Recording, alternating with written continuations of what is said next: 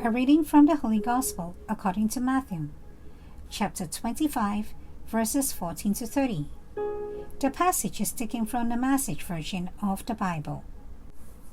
It's also like a man going off on an extended trip. He called his servants together and delegated responsibilities.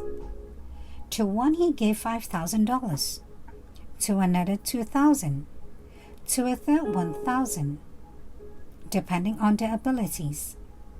Then he left. Right off, the first servant went to work and doubled his master's investment. The second did the same. But the man with the single $1,000 dug a hole and carefully buried his master's money.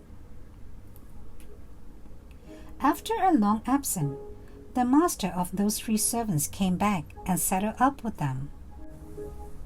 The one given $5,000 showed him how he had doubled his investment. His master commanded him, "Good work, you did your job well.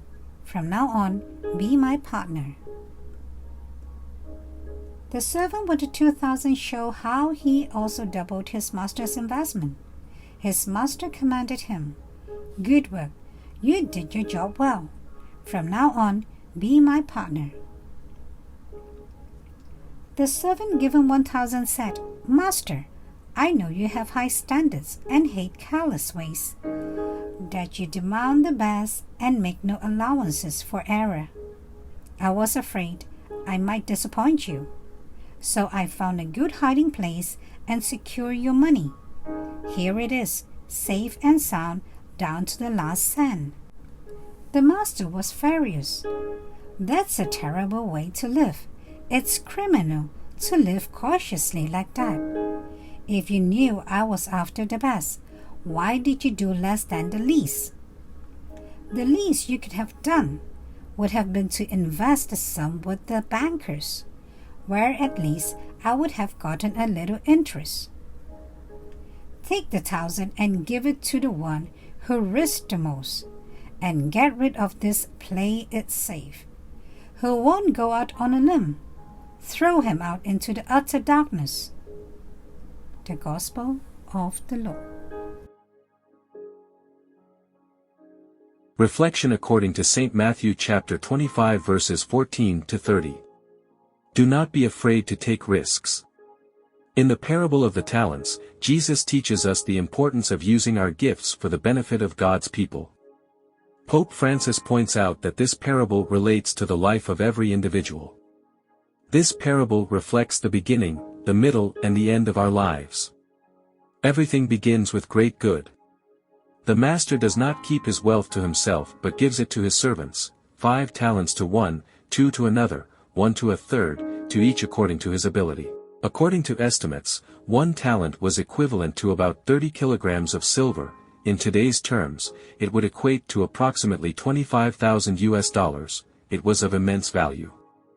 This is the beginning. The beginning of everything for us, too, is not with our efforts but always begins with God's grace, who entrusts different talents to each of us. The life we have received, the good qualities we possess, the indelible beauty God has given us by shaping us in His image. This is the huge amount of talent that God has left with us. It is sufficient for our lifetime.